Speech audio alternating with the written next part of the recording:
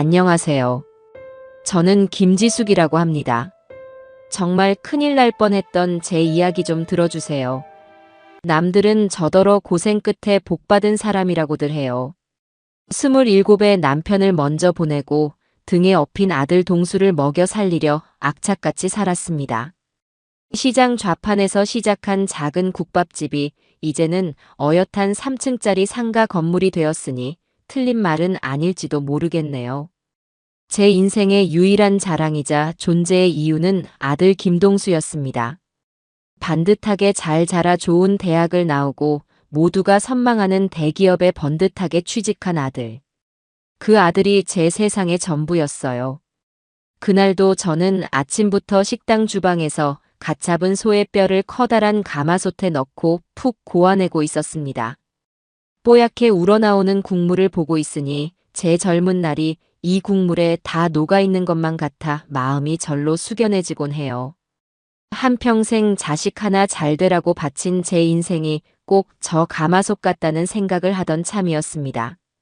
그때 식당 문을 열고 동수가 화난 얼굴로 들어섰어요. 어머니, 저 왔어요. 아들, 어서 와.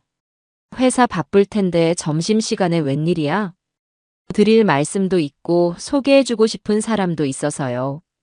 동수는 제 뒤에 서 있던 한 여자를 앞으로 이끌었습니다.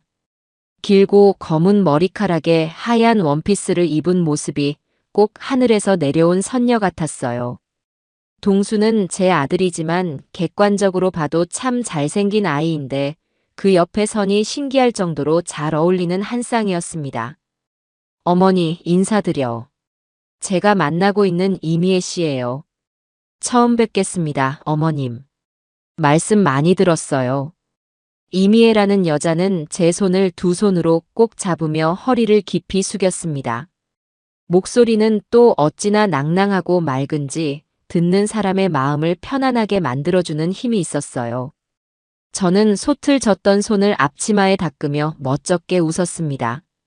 아이고, 뭘 이런 누추한 데까지. 식사는 했어요? 앉아요, 일단. 아니에요, 어머님. 동수 씨한테서 어머님표 설렁탕이 세상에서 제일 맛있다고 귀에 못이 박이도록 들었어요. 꼭 한번 먹어보고 싶었습니다.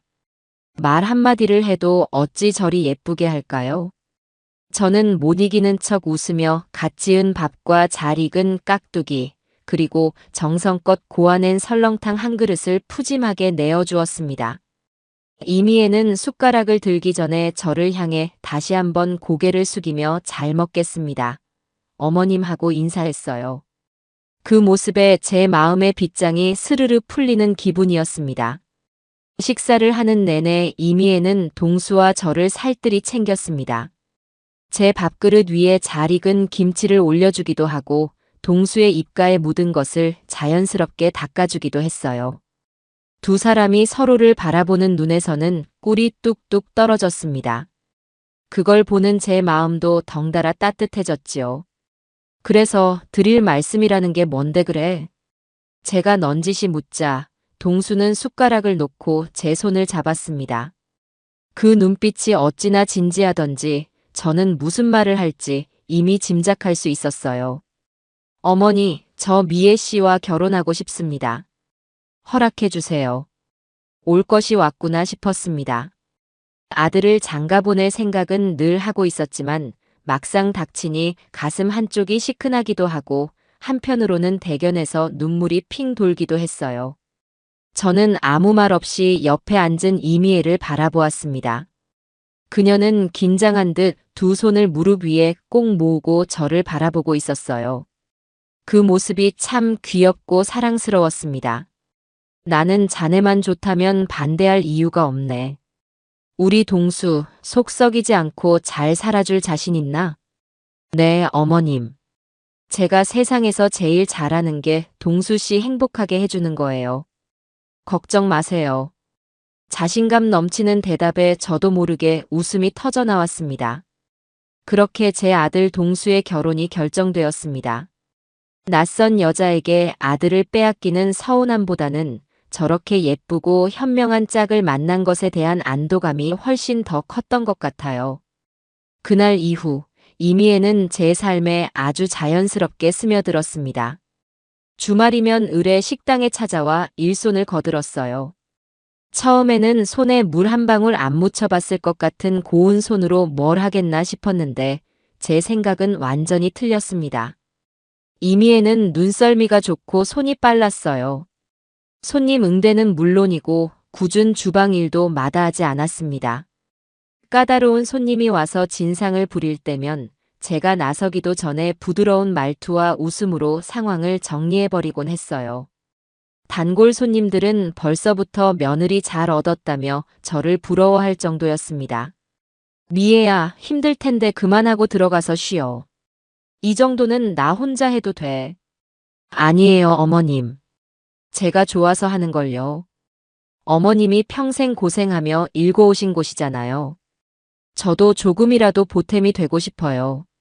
어느 날 저녁 마지막 남은 테이블을 정리하는 이미애의 이마에 땀이 송골송골 맺혀 있는 것을 보았습니다. 안쓰러운 마음에 쉬라고 해도 저렇게 기특한 말을 하니 제가 어떻게 미워할 수 있겠어요. 저는 이미애를 딸처럼, 아니 친딸 이상으로 아끼고 사랑하게 되었습니다. 하루는 이미애가 정성스럽게 싼 도시락을 들고 저를 찾아왔습니다. 식당 음식 말고 집밥 드셔야 한다면서 자기가 새벽부터 일어나 만들었다고 하더군요. 뚜껑을 열어보니 제가 좋아하는 나물 반찬과 따끈한 잡곡밥이 정갈하게 담겨 있었습니다. 세상에, 이걸 언제 다 만들었어.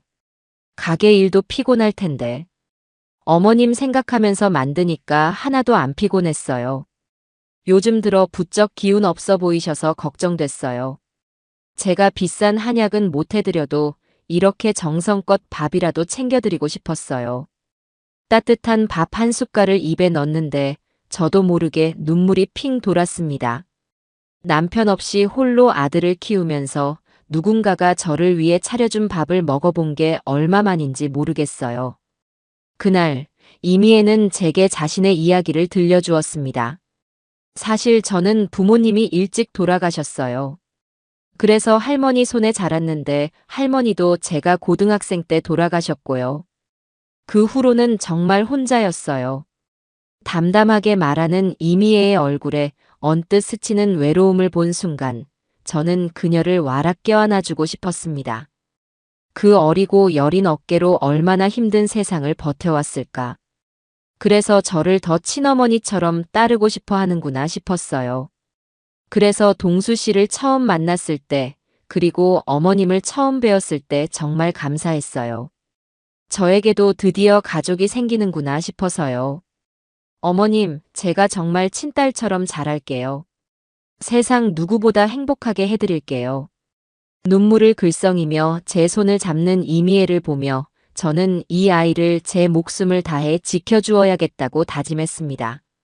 이렇게 착하고 속 깊은 아이가 제 며느리가 된다니 이건 신이 제게 주신 가장 큰 선물이었어요.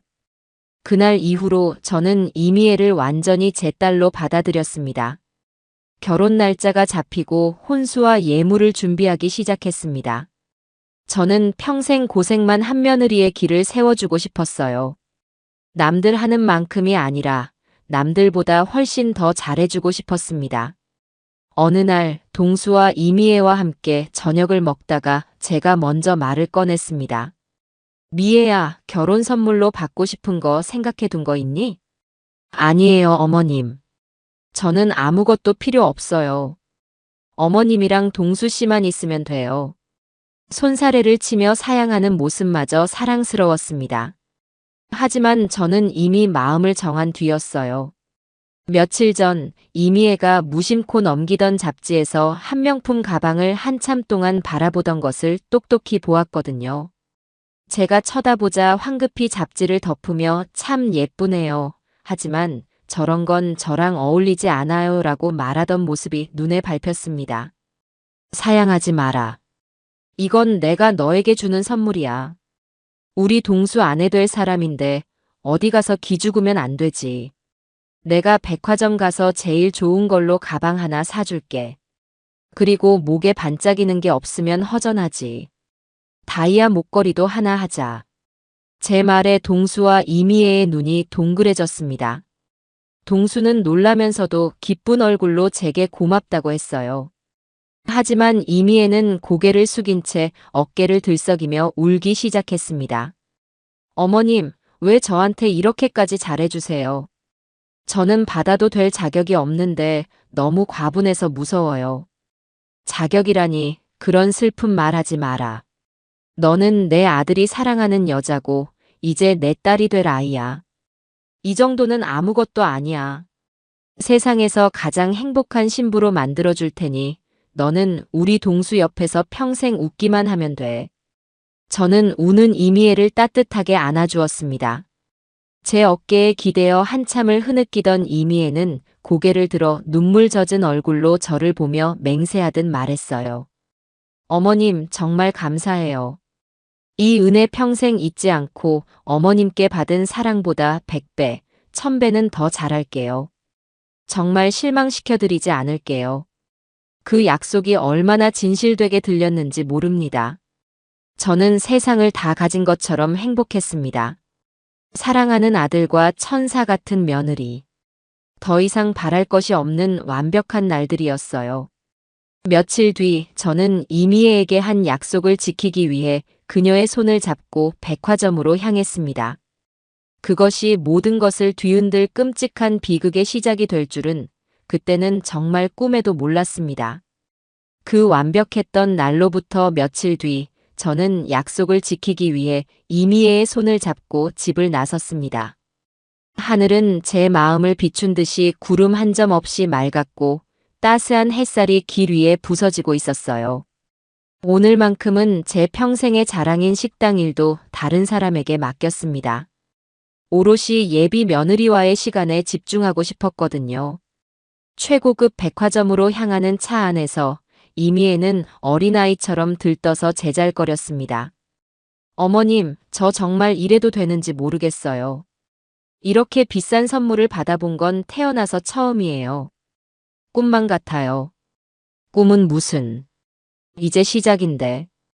우리 동수 아내가 될 사람이면 이 정도는 당연한 거야. 어깨 펴고 당당하게 받아도 돼. 그래도요.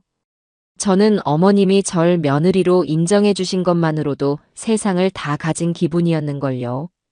동수 씨한테도 말했어요. 우리 어머니 같은 분은 세상에 또 없을 거라고. 전 정말 복이 많은 사람이라고요. 옆에서 운전하던 동수가 흐뭇하게 웃으며 말했어요. 미애가 어제 잠을 한숨도 못 잤대요, 어머니. 너무 설레서요. 저는 그 말에 소리내어 웃었습니다. 마주잡은 이미애의 손은 따뜻했고 그 온기가 제 마음까지 훈훈하게 데워주는 듯 했습니다. 백화점에 도착하자 주차 직원이 달려와 깍듯하게 차 문을 열어주었습니다. 1층 로비에 들어서자 시원한 공기와 함께 은은하고 고급스러운 향수 냄새가 코끝을 스쳤어요. 평일 낮인데도 백화점은 활기가 넘쳤습니다. 우와, 좋다. 이미애가 주변을 두리번거리며 작게 감탄사를 내뱉었습니다. 그 순수한 모습에 저는 또다시 엄마 미소를 지었지요. 우리는 곧장 명품관이 있는 2층으로 향했습니다. 눈부신 조명 아래 유리 진열장 속 가방들이 보석처럼 빛나고 있었어요. 저는 이미애의 팔을 끌며 가장 유명한 브랜드의 매장으로 들어섰습니다. 어서 오십시오, 고객님. 단정한 유니폼을 입은 직원이 상냥하게 웃으며 우리를 맞이했어요. 저는 당당하게 말했습니다.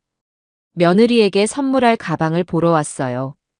이 매장에서 제일 근사하고 좋은 걸로 추천해 주세요. 제 말에 직원의 눈이 반짝였습니다. 곧 몇 가지의 가방을 조심스럽게 꺼내어 벨벳이 깔린 테이블 위에 올려놓았어요. 이미애는 눈을 동그랗게 뜨고 그것들을 바라볼 뿐 감히 만져보지도 못했습니다. 미애야, 뭐해? 들어봐야 알지. 어떤 게 마음에 드는지 골라봐. 네. 아, 네, 어머님. 이미애는 제 등을 떠밀려 마지못해 하얀색 토트백을 조심스럽게 들어 어깨에 매보았습니다. 하얀 원피스와 어우러져 정말이지 그림처럼 어울렸어요. 하지만 바로 그때였습니다. 처음 우리를 맞이했던 그 직원의 표정이 미세하게 굳어지는 것을 보았어요. 그녀는 이미애의 얼굴을 빤히 쳐다보고 있었습니다. 그 시선이 너무 노골적이어서 저까지 민망해질 정도였죠. 왜 그러시죠? 제 며느리 얼굴에 뭐 묻었나요? 제가 살짝 불쾌한 투로 묻자 그 직원은 화들짝 놀라며 고개를 저었습니다. 아닙니다, 고객님. 죄송합니다. 너무 잘 어울리셔서 저도 모르게 그만. 어색하게 웃으며 변명했지만 그녀의 눈동자는 여전히 불안하게 흔들리고 있었어요. 그녀는 잠시 양해를 구한다며 자리를 피하더니 매장 안쪽에서 다른 직원과 무언가 심각하게 속삭이기 시작했습니다. 그들의 시선이 계속해서 우리 쪽으로 향하는 것이 느껴졌어요. 저는 기분이 조금 상했습니다. 아무리 그래도 손님을 앞에 두고 저런 태도를 보이는 것은 예의가 아니지요. 쟤들이 왜 저렇게 힐끔거리는 거야, 기분 나쁘게. 제가 작게 투덜거리자 이미애가 제 팔을 살며시 잡으며 말했습니다. 어머님, 신경 쓰지 마세요. 아마 제가 너무 비싼 걸 구경하고 있으니 놀랐나 보죠. 혹시 제가 실수한 거라도 있을까요? 오히려 저를 걱정하며 제 눈치를 살피는 모습에 저는 금세 마음이 풀렸습니다. 그래요. 이런 곳에 와본 적 없는 아이니 주눅이 들 수도 있겠지요. 저 직원들이 무례한 탓이지 우리 며느리 잘못이 아니었습니다. 신경 쓸 것 없어. 너는 마음에 드는 거나 골라. 오늘은 내가 통 크게 쏘는 날이니까. 저는 일부러 더 큰 목소리로 말하며 이미애의 어깨를 감싸주었습니다. 이미애는 그제야 안심한 듯 미소를 지으며 다른 가방들을 둘러보기 시작했어요. 하지만 저는 느낄 수 있었습니다. 매장 안의 공기가 처음 들어왔을 때와는 다르게 어딘가 서늘하고 불편하게 가라앉아 있다는 것을요. 아까 그 직원은 여전히 멀찍이서 우리를 주시하고 있었습니다. 마치 폭풍 전의 고요함처럼 불길한 정적이 흐르는 것 같았어요. 이미애는 한참을 고민하다가 베이지색의 단아한 숄더백 하나를 골랐습니다. 자신의 분수에 맞지 않는 것은 부담스럽다며 가장 무난하고 단정한 디자인을 고른 것이었어요. 그 속 깊은 마음에 저는 더욱 감동했습니다. 그래, 그걸로 하자. 아주 잘 어울린다. 이걸로 계산해 주세요. 제가 카드를 꺼내 다른 직원에게 건넸습니다. 바로 그 순간이었어요.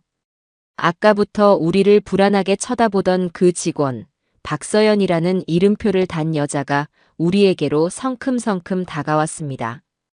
그녀의 얼굴은 하얗게 질려 있었고 입술은 파르르 떨리고 있었어요. 잠시만요. 정말 죄송한데 한 가지만 여쭤봐도 될까요?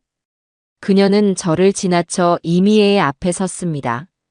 이미애는 영문을 모르겠다는 듯 순진한 얼굴로 그녀를 바라보았어요. 네. 저에게 무슨 볼일이라도 있으신가요? 직원은 무언가 결심한 듯 숨을 크게 들이마시고는 떨리는 목소리로 말했습니다. 그 목소리는 매장 전체를 얼어붙게 만들었어요. 혹시 서유진 씨 아니세요? 그 이름을 듣는 순간 이미애의 얼굴에서 미소가 사라졌습니다. 아주 찰나의 순간이었지만 저는 똑똑히 보았어요. 그녀의 눈동자가 지진이라도 난 것처럼 격하게 흔들리는 것을. 당황과 경악, 그리고 순수한 공포가 뒤섞인 날 것의 표정이었습니다. 하지만 그 표정은 순식간에 사라지고 완벽하게 의아하다는 얼굴로 바뀌었어요. 네. 무슨 말씀이세요? 사람 잘못 보셨어요. 아니요. 분명히 맞아요.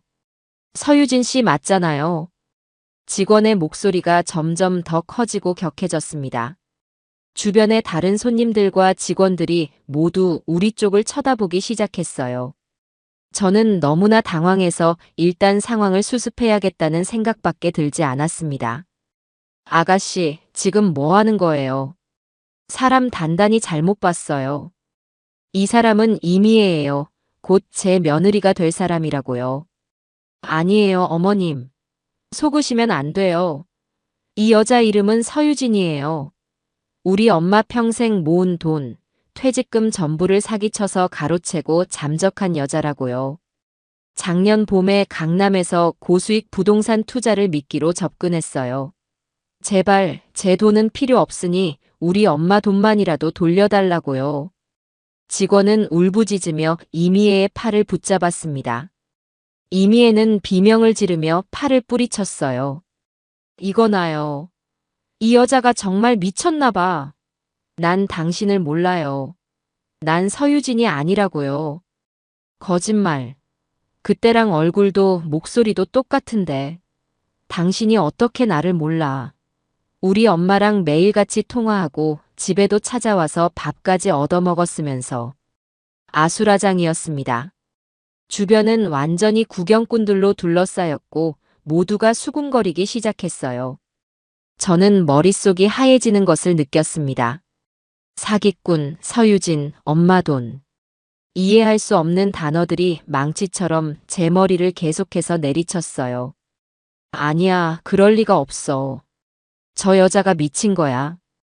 우리 착한 미애가 그럴 리가 없어. 하지만 제 이성과는 달리 심장이 미친 듯이 뛰기 시작했습니다. 직원의 얼굴에 서린 처절한 분노와 슬픔은 도저히 연기라고 볼 수 없을 만큼 생생했어요. 그리고 무엇보다 그 여자가 서유진이라는 이름을 외쳤을 때 순간적으로 얼어붙었던 이미애의 그 표정. 그 찰나의 공포가 제 뇌리에서 떠나지 않았습니다. 세상의 모든 소리가 멀어지는 것 같았어요. 웅성거리는 사람들, 울부짖는 직원, 비명을 지르는 이미애의 목소리가 마치 물속에 있는 것처럼 웅웅거리며 들려왔습니다. 눈앞이 빙글빙글 돌기 시작했어요. 저는 휘청거리는 몸을 가누지 못했습니다. 안 돼. 안 돼. 이것은 악몽이야. 어머님. 어머님, 정신 차리세요. 이미애의 목소리가 아득하게 들려왔습니다. 저는 그녀의 얼굴을 보려고 애썼지만 초점이 맞지 않았어요.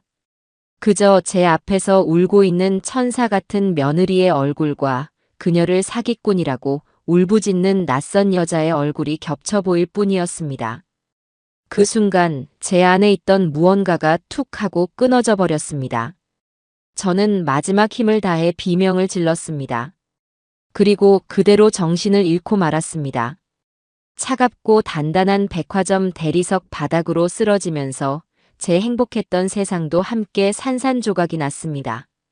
코끝을 찌르는 소독약 냄새에 희미하게 정신이 들었습니다. 눈을 뜨자 가장 먼저 보인 것은 새하얀 천장이었어요. 여기가 어디지? 저는 천천히 눈을 깜빡이며 주변을 둘러보았습니다. 익숙지 않은 공간. 백화점 VIP 라운지에 있는 작은 간이 침대 위인 것 같았어요. 제 손은 누군가가 꼭 잡고 있었습니다. 고개를 돌리자 눈이 퉁퉁 붓도록 운 얼굴에 이미애와 사색이 된 아들 동수가 저를 내려다보고 있었습니다. 어머니, 정신이 드세요? 의사 선생님, 저희 어머니 깨어나셨어요. 동수가 다급하게 외쳤고 곧 흰 가운을 입은 의사와 백화점 매니저로 보이는 사람이 안으로 들어왔습니다.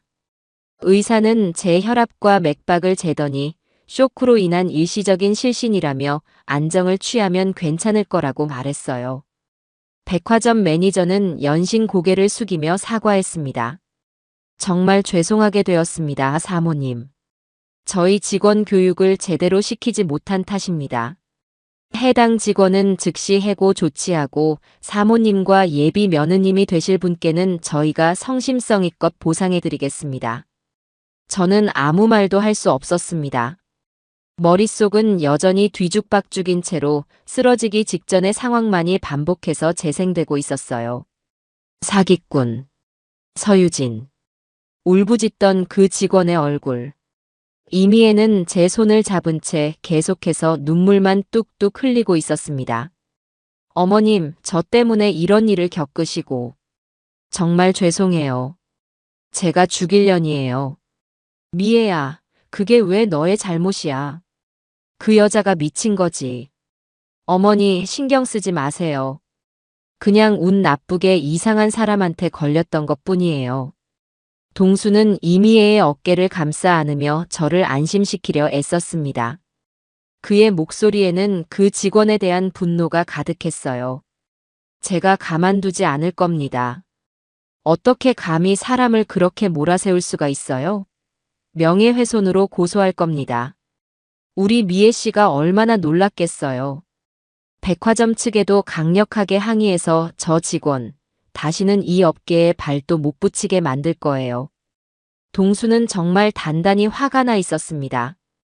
그는 이미애가 억울한 누명을 쓴 피해자라고 조금의 의심도 없이 믿고 있었어요. 하긴 그럴 만도 하지요. 그렇게 착하고 사랑스러운 여자가 사기꾼일 리가 없다고 생각하는 게 당연했습니다. 저 역시 그렇게 믿고 싶었어요. 아니, 그렇게 믿어야만 했습니다. 그러지 않으면 제 아들의 인생과 제가 꿈꿨던 모든 미래가 무너져 내리는 것이니까요. 그래, 내가 잠시 놀라서 그랬나 보다. 이제 괜찮아. 집에 가자. 저는 힘겹게 몸을 일으켰습니다. 이미애는 저를 부축하며 연신 미안하다고 중얼거렸어요.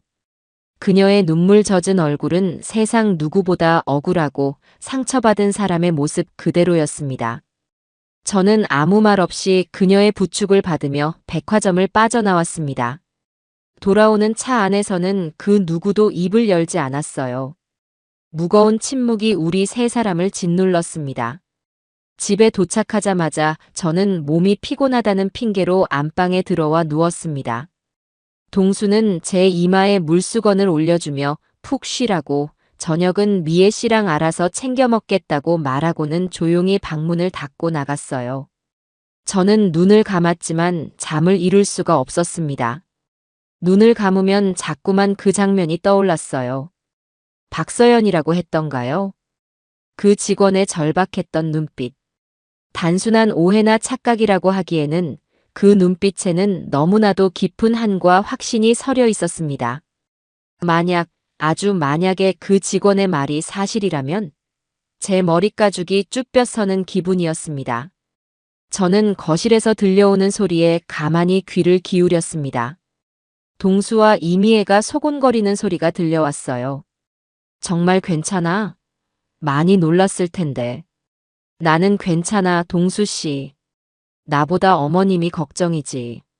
나 때문에 쓰러지셨잖아. 너의 잘못이 아니라고 했잖아. 그 여자가 이상한 거야. 어떻게 너 같은 사람을 보고 그런 끔찍한 말을 할 수가 있지? 아마 나랑 많이 닮은 사람이었나 봐. 세상엔 닮은 사람이 많다고 하잖아. 그분도 오죽하면 그랬겠어. 너무 원망하지 마, 동수 씨. 너는 마음도 천사구나. 이런 상황에서도 그 여자 걱정을 해? 안 되겠어. 내일 당장 변호사부터 알아봐야지. 이미애의 목소리는 한없이 여리고 착했습니다. 동수는 그런 그녀의 말에 더욱 감동하고 그녀를 지켜줘야겠다는 의지를 불태우는 것 같았어요. 저 대화를 듣고 있으니 제가 이상한 의심을 품는 것이 정말로 잘못된 일인 것처럼 느껴졌습니다. 어쩌면 정말 그 직원의 착각이었고 저는 잠시 쇼크를 받아 예민하게 구는 것일지도 몰라요. 하지만 제 뇌리에는 지워지지 않는 잔상 하나가 있었습니다. 그 직원이 서유진 씨라고 외쳤던 바로 그 순간. 이미애가 당황하며 울음을 터뜨리기 전 그 찰나의 시간. 그녀의 얼굴에 스쳤던 그 표정. 그것은 억울함이나 당황스러움이 아니었습니다. 정체가 발각된 자의 순수한 공포. 모든 것이 끝났다는 절망. 저는 수십 년간 장사를 하며 온갖 종류의 사람들을 만나왔습니다. 사람의 표정에 담긴 미세한 감정을 읽어내는 것은 저의 생존 기술 중 하나였어요. 제가 본 그 표정은 절대 억울한 사람의 것이 아니었습니다. 그 순간의 위화감. 그것이 자꾸만 제 발목을 잡았습니다. 저는 이대로 넘어가서는 안 된다는 강한 예감이 들었어요. 아들 동수는 이미 사랑에 눈이 멀어 아무것도 제대로 보지 못하고 있었습니다.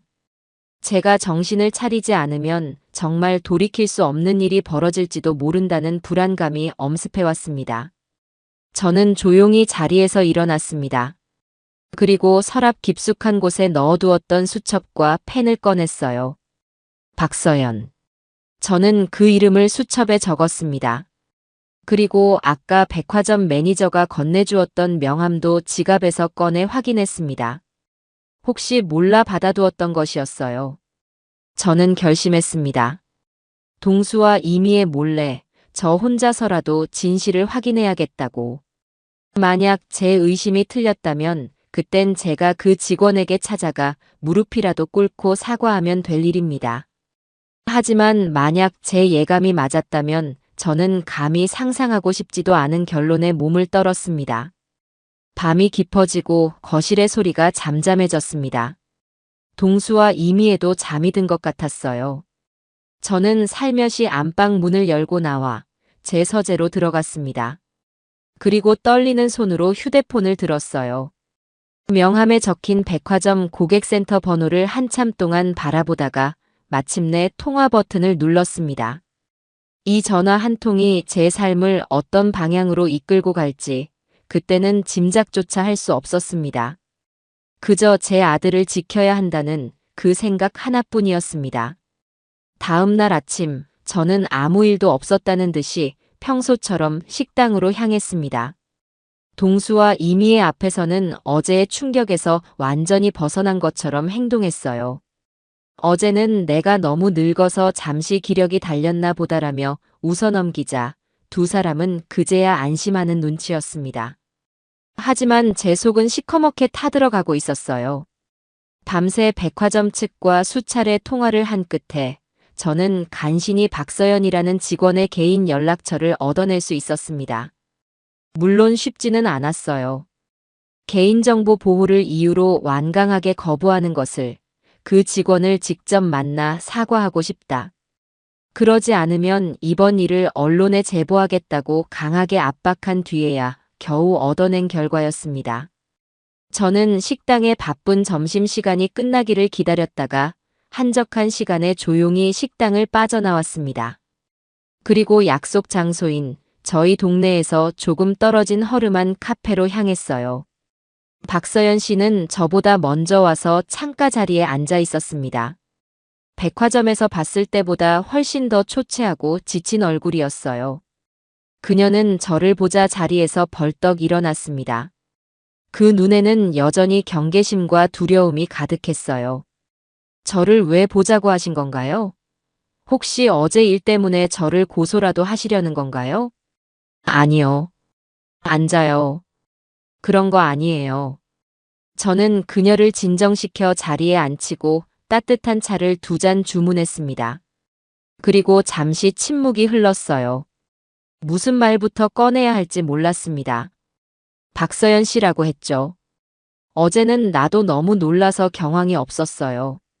하지만 집에 돌아와서 밤새 생각해봤습니다. 저는 침을 한번 삼키고 어렵게 말을 이었습니다. 나는 그냥 진실을 알고 싶어요. 서연 씨가 어제 했던 말들 전부 사실인가요? 서연 씨가 말한 그 서유진이라는 사람, 정말 내 며느리가 될 아이와 동일 인물인가요? 제 진지한 물음에 박서연 씨의 눈에 다시 눈물이 차오르기 시작했습니다. 그녀는 떨리는 손으로 가방에서 낡은 서류 봉투 하나를 꺼냈어요. 어머님께서 제 말을 믿어주실지 모르겠지만 이건 제가 가진 증거들이에요. 그녀는 서류 봉투 안에서 여러 장의 사진과 서류 뭉치를 꺼내 테이블 위에 올려놓았습니다. 제 심장이 쿵 하고 내려앉는 것 같았어요. 첫 번째 사진 속에는 이미애가 활짝 웃으며 낯선 중년 여성의 팔짱을 끼고 있었습니다. 그 모습은 제게 보여주었던 그 상냥한 미소와 정확히 똑같았어요. 이분은 저희 어머니세요. 그리고 이 여자가 바로 서유진이고요. 박서연 씨는 울먹이며 이야기를 시작했습니다. 1년 전 서유진은 자신을 유망한 투자 전문가라고 소개하며 박서연 씨의 어머니에게 접근했다고 해요. 처음에는 소액으로 시작해 몇 번의 수익을 안겨주며 신뢰를 쌓았고 살갑게 다가가 외로운 노인의 마음을 완벽하게 사로잡았다고 합니다. 마치 친딸처럼 행세하며 집에도 드나들고 함께 여행을 가기도 했대요. 사진들은 그때 찍은 것들이었습니다. 서유진은 엄마에게 강남에 곧 개발될 상가에 투자하면 몇 배의 수익을 올릴 수 있다며 평생 모으신 퇴직금 전부를 투자하라고 설득했어요. 저희 엄마는 서유진을 철석같이 믿고 저와 상의도 없이 평생 모은 3억 원을 전부 그 여자에게 송금했습니다. 이야기를 듣는 내내 제 손이 부들부들 떨렸습니다. 수법이 너무나도 익숙했어요. 제게 접근했던 이미애의 모습과 소름 끼치도록 똑같았기 때문입니다. 돈을 받은 다음 날부터 서유진은 연락이 끊겼어요. 전화도 받지 않고 살던 오피스텔에서도 사라졌습니다. 그때야 저희는 사기를 당했다는 걸 알았어요. 엄마는 그 충격으로 쓰러져서 지금까지도 병원에 계세요. 박서연 씨는 서유진과 주고받았던 문자 메시지 내역과 사기라는 것을 깨달은 후 보냈지만 답장이 없었던 애원의 메시지들, 그리고 부동산 투자 계약서라고 적힌 허술한 서류까지 모두 제게 보여주었습니다. 계약서에 적힌 서유진의 주민등록번호와 주소는 모두 가짜였어요. 어제 백화점에서 그 여자를 봤을 때 저는 제 심장이 멎는 줄 알았어요. 이름과 신분을 바꾸고 또 다른 사람에게 접근해서 똑같은 짓을 벌이려는 게 분명해요. 어머님, 제발 속지 마세요.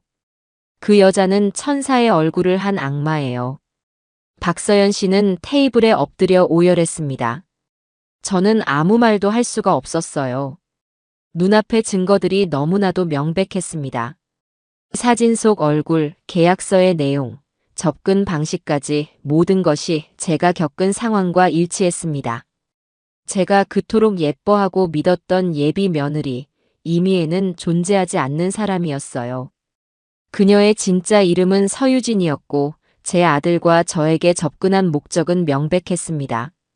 제 전 재산을 노린 것이 틀림없었어요. 온몸의 피가 차갑게 식는 것 같았습니다. 분노보다 더 큰 것은 제 아들에 대한 걱정과 저 자신에 대한 혐오감이었습니다. 수십 년 장사하며 산전수전 다 겪었다고 자부했는데 저는 어린 여자의 연기에 완전히 속아 넘어간 멍청한 늙은이에 불과했어요. 서연 씨, 일어나요. 울지 말아요. 저는 박서연 씨의 등을 두드리며 그녀를 위로했지만 정작 위로가 필요한 것은 저 자신일지도 몰랐습니다. 저는 차갑게 식어버린 머리로 앞으로 어떻게 해야 할지를 생각하기 시작했습니다. 이 사실을 당장 동수에게 알려야 할까? 아니, 그는 믿지 않을 겁니다. 박서연 씨의 증거만으로는 부족해요. 사랑에 눈이 먼 아들은 오히려 이 모든 것을 제가 조작한 것이라고 생각할지도 모릅니다. 더 확실하고 빼도 박도 못할 증거가 필요했어요. 서연 씨, 이 증거들 제가 잠시 복사 좀 해도 될까요? 그리고 혹시 서유진에게 공범은 없었나요? 보통 이런 사기는 혼자 하지 않을 텐데. 제 질문에 박서연 씨는 고개를 들었습니다. 늘 혼자 다녔어요. 남자에 대한 이야기는 들은 적이 없어요. 저는 알겠다고 고개를 끄덕였습니다. 박서연 씨와 헤어진 후 저는 곧장 아는 변호사 사무실을 찾아갔습니다. 그리고 그에게 딱 한 가지만을 부탁했어요. 돈은 얼마가 들어도 좋으니 대한민국에서 가장 유능하고 입이 무거운 사설 탐정을 한 명 소개해 주십시오. 변호사는 제 단호한 모습에 이유를 묻지 않고 잠시 고민하더니 한 사람의 연락처를 건네주었습니다. 그날 밤 저는 제 식당의 문을 일찍 닫고 사무실에 앉아 탐정에게 전화를 걸었습니다.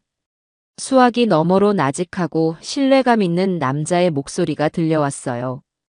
저는 떨리는 마음을 가다듬고 최대한 차분하게 말했습니다. 한 사람에 대해 알아봐 주셨으면 합니다. 이름은 이미애. 하지만 진짜 이름은 서유진일지도 모릅니다. 그녀의 모든 것을 알아봐 주세요.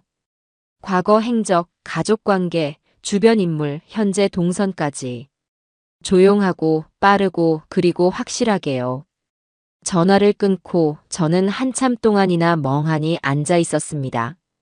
거대한 전쟁을 앞둔 장수의 심정이 이러할까요? 두렵고 떨리고 외로웠습니다. 하지만 저는 물러설 수 없었어요. 이것은 제 아들의 인생과 제가 평생을 바쳐 이룩한 모든 것을 지키기 위한 싸움이었습니다. 가면을 쓴 악마의 정체를 제 손으로 반드시 밝혀내고야 말겠다고 저는 차가운 밤공기 속에서 굳게 맹세했습니다. 탐정에게 연락처를 넘기고 온 그날 이후 제 삶은 살얼음판을 걷는 것과 같았습니다. 겉으로는 아무렇지 않은 척 인자한 예비 시어머니의 가면을 쓰고 매일 이미애와 동수를 대했어요. 하지만 속으로는 시시각각 타들어가는 숯을 품고 있는 기분이었습니다. 잠을 자다가도 몇 번씩 소스라치게 놀라 깨어났고 입맛이 없어 밥 한 술 제대로 넘기기가 힘들었어요. 거울을 볼 때마다 핏기 없이 말라가는 제 얼굴이 낯설게 느껴졌습니다. 이미애는 제 그런 속도 모르고 제게 더욱 살갑게 굴었습니다. 어제 백화점 일로 제가 충격을 받은 것이 마음에 걸린다며 매일같이 제 건강에 좋다는 차를 다려오고 어깨를 주물렀어요. 그 조망만 한 손이 제 어깨에 닿을 때마다 저는 온몸에 소름이 돋는 것을 참아내야 했습니다. 이 손으로 박서연 씨 어머니의 전 재산을 앗아갔다고 생각하니 구역질이 치밀어 올랐어요.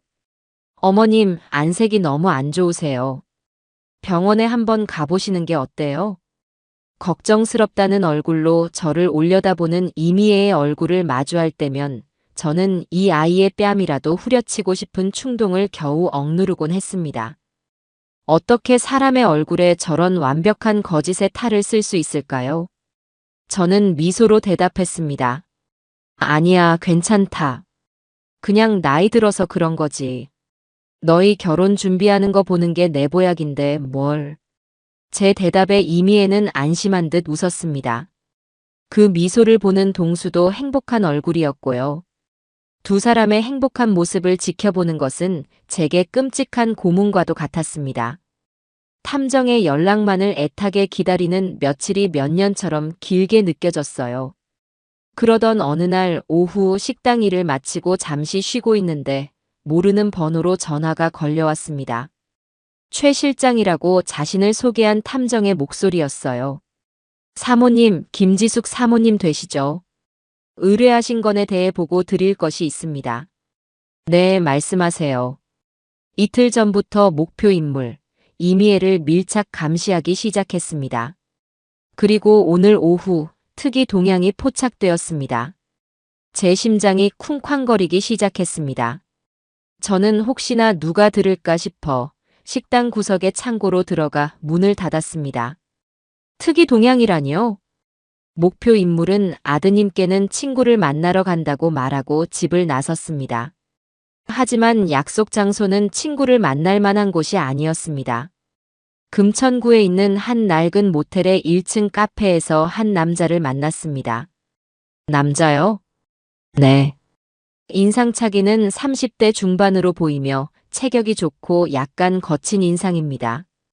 두 사람은 카페 가장 구석진 자리에 앉아 약 30분간 대화를 나누었습니다.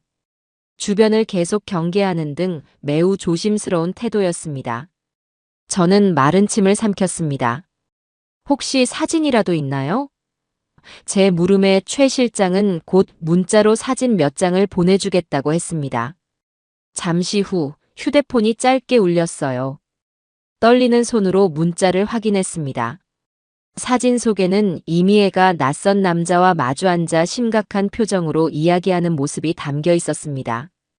남자는 탐정의 말대로 거칠고 불량한 인상이었어요. 무엇보다 저를 경악하게 한 것은 두 사람의 분위기였습니다. 그들은 단순한 지인 관계가 아니었어요. 오랜 시간 모든 것을 공유해온 사람들만이 가질 수 있는 깊은 유대감과 비밀스러운 공기의 벽이 두 사람을 감싸고 있었습니다. 두 사람 어떤 관계인 것 같던가요? 연인 관계로 보입니다. 대화 내용은 확보하지 못했으나 여자가 남자에게 무언가 다급하게 설명하고 남자는 짜증 섞인 얼굴로 듣고 있었습니다. 최근에 무언가 계획에 차질이 생긴 것으로 추측됩니다. 백화점에서 있었던 그 일이 틀림없었어요. 그 일 때문에 계획에 차질이 생겼고 두 사람이 대책을 논의하기 위해 만난 것이겠죠. 저는 탐정에게 계속해서 두 사람을 주시해달라고, 특히 남자의 신원을 파악하는데 집중해달라고 부탁했습니다. 전화를 끊고 저는 차가운 창고 벽에 기댔습니다. 다리에 힘이 풀려 주저앉을 것만 같았어요. 공범의 존재가 실제로 확인된 순간이었습니다. 그날 저녁 집에 돌아온 이미애의 표정은 그 어느 때보다 밝고 명랑했습니다. 친구들과 수다를 떨며 스트레스를 풀었더니 기분이 한결 나아졌다고 했어요. 저는 그 뻔뻔한 거짓말에 치를 떨었지만 애써 미소를 지으며 고개를 끄덕여 주었습니다. 며칠이 더 흘렀습니다. 탐정에게서는 간간이 이미애의 동선에 대한 보고가 문자로 들어왔지만 특별한 움직임은 없었어요. 그녀는 다시 완벽한 예비 며느리의 모습으로 돌아와 제 곁을 지켰고 동수와 행복한 미래를 그렸습니다. 저는 그 위선적인 연극을 지켜보며 칼날 위를 걷는 듯한 초조함 속에서 하루하루를 버텨냈습니다. 그러던 어느 주말 저녁이었어요. 우리 세 사람은 거실에 앉아 결혼식장이며 신혼여행지에 대한 이야기를 나누고 있었습니다. 화기애애한 분위기 속에서 이미애가 조심스럽게 입을 열었어요. 어머님, 동수 씨, 드릴 말씀이 있어요. 뭔데 그래? 제가 그날 백화점에서 안 좋은 일을 겪은 뒤로 밤에 자꾸 잠을 설치고 악몽을 꿔요. 마음이 너무 불안해서 그런가 봐요. 그래서 말인데 며칠만 조용한 곳에 가서 마음 좀 추스르고 오면 안 될까요? 눈꼬리를 슬프게 늘어뜨리며 말하는 그녀의 모습은 보호 본능을 자극하기에 충분했습니다. 동수는 당장이라도 그녀를 품에 안아줄 것처럼 안절부절 못했어요. 당연하지. 당연히 그래야지. 어디 아픈 데라도 생기면 어떡해. 내가 당장 좋은 곳으로 알아봐 줄게. 공기 좋은 곳에 있는 요가 명상원이나 힐링 캠프 같은 곳으로. 고마워요, 동수 씨. 멀리는 말고요. 그냥 경기도 외곽에 있는 작은 사찰 같은 곳이면 좋겠어요. 조용히 혼자 생각할 시간이 필요해서요. 저는 입술을 깨물었습니다. 또 다른 거짓말이 시작되고 있었어요. 이 휴식이 무엇을 의미하는지 저는 짐작할 수 있었습니다. 하지만 저는 아무것도 모르는 시어머니를 연기해야만 했어요. 그래, 미애야. 좋은 생각이다. 마음이 편해야 몸도 건강한 법이지. 다녀오너라. 며칠이 걸려도 좋으니 가서 복잡한 마음 다 털어버리고 와. 제 허락에 이미애는 감격한 얼굴로 제 손을 잡았습니다. 정말 감사해요, 어머님. 역시 어머님밖에 없어요. 저는 그 손을 마주 잡으며 속으로는 최 실장에게 보낼 문자 메시지를 생각하고 있었습니다. 다음 날 아침, 이미애는 작은 배낭 하나를 메고 집을 나섰습니다. 동수가 터미널까지 데려다 주겠다며 함께 나갔어요. 두 사람이 현관을 나서는 것을 확인하자마자 저는 탐정에게 문자를 보냈습니다. 목표 인물, 오늘부터 며칠간 요가 명상을 이유로 외박. 행선지는 경기도 외곽 사찰이라고 했음. 실제 목적지 확인 바람. 곧바로 답장이 왔어요. 알겠습니다. 지금부터 추적 시작하겠습니다. 그로부터 이틀 뒤 저는 최 실장에게서 한 통의 전화를 받았습니다. 그의 목소리는 약간 흥분되어 있었어요. 사모님, 결정적인 증거들을 확보했습니다. 지금 계신 곳으로 찾아뵈어도 되겠습니까? 저는 심장이 내려앉는 기분으로 그러라고 했습니다. 약 1시간 뒤 최 실장이 제 식당 사무실로 찾아왔습니다. 그는 테이블 위에 두툼한 서류 봉투 하나를 올려놓았어요. 제 마지막 희망과 기대를 산산조각 낼 판도라의 상자였습니다. 보고 시작하겠습니다. 최 실장은 봉투에서 사진 수십 장과 서류들을 꺼내 순서대로 펼쳐놓았습니다. 목표 인물 이미애, 아니 서유진은 경기도 외곽 사찰로 가지 않았습니다. 그녀가 향한 곳은 충청도에 있는 한적한 소도시였습니다. 그는 서유진이 고속버스에서 내리는 사진을 보여주었습니다. 그리고 그곳에서 그녀를 마중 나온 한 남자의 사진을 연이어 보여주었어요. 며칠 전 모텔 카페에서 만났던 바로 그 남자였습니다. 두 사람은 함께 여관으로 들어갔고 이틀 동안 그곳에서 함께 지냈습니다. 요가 명상은 완벽한 거짓말이었습니다. 최 실장이 내민 사진 속에서 서유진과 그 남자는 여관방 안에서 편안한 차림으로 술을 마시며 웃고 있었습니다. 그 모습 어디에서도 마음의 상처를 치유하는 사람의 그림자는 찾아볼 수 없었어요. 오히려 오랜만에 만난 연인처럼 다정하고 편안해 보였습니다. 저는 주먹을 꽉 쥐었습니다. 분노로 피가 거꾸로 솟는 것 같았어요. 이 남자의 신원은 파악됐습니까? 네. 양태수. 나이 38세. 사기 등으로 전과 사범입니다. 특히 부유층 독신 여성을 상대로 한 혼인 빙자 사기에 아주 능한 전문 사기꾼입니다. 최 실장은 양태수의 범죄 기록이 담긴 서류를 제 앞에 내려놓았습니다. 그리고 마침내 가장 결정적인 증거를 꺼내 보였어요. 서유진의 진짜 신상이 담긴 서류였습니다. 서유진, 나이 29세.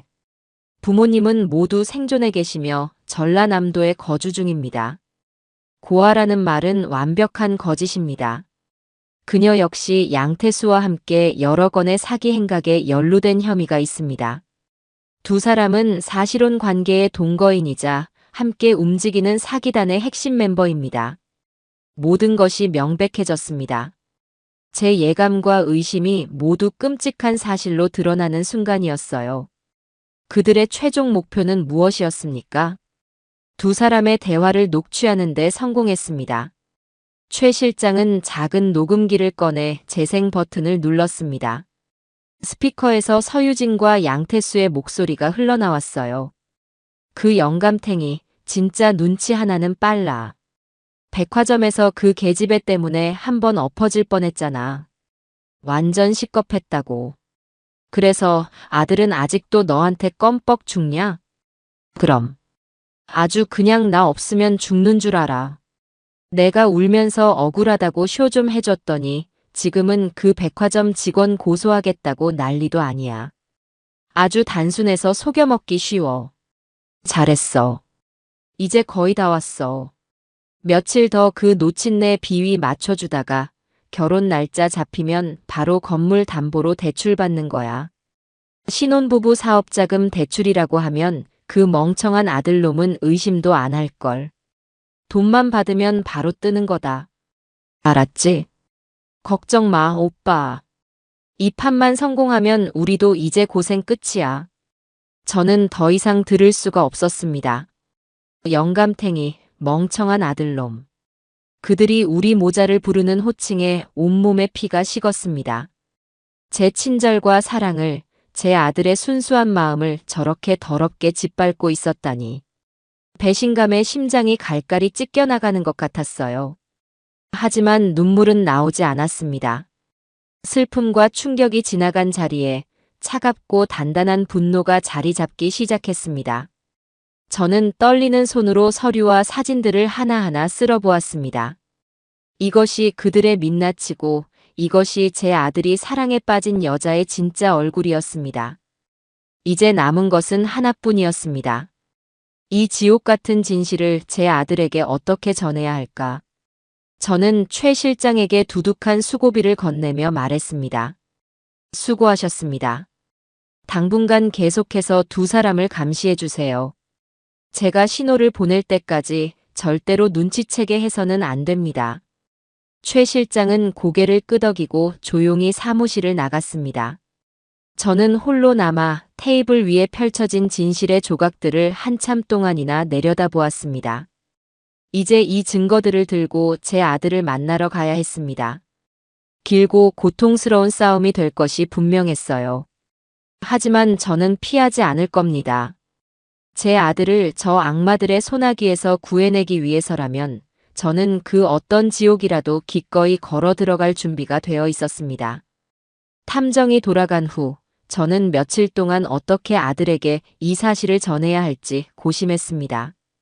서유진이 요가 명상이라는 거짓 휴가에서 돌아오기 전에 쇼부를 봐야 했어요.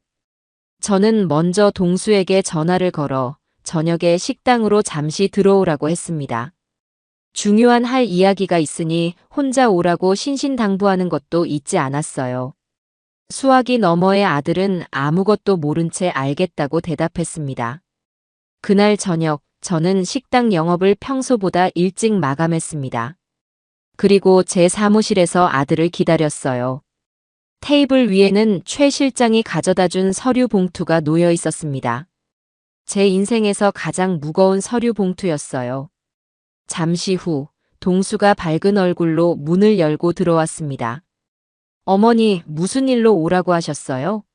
미애 씨 없이 저만 부르시고. 앉아라, 아들. 제 목소리가 평소와 다르다는 것을 느꼈는지 동수의 얼굴에서 미소가 사라졌습니다. 그는 의아한 표정으로 제 맞은편 의자에 앉았어요. 저는 심호흡을 한 번 하고 서류 봉투를 아들 앞으로 밀었습니다. 이게 뭐예요, 어머니?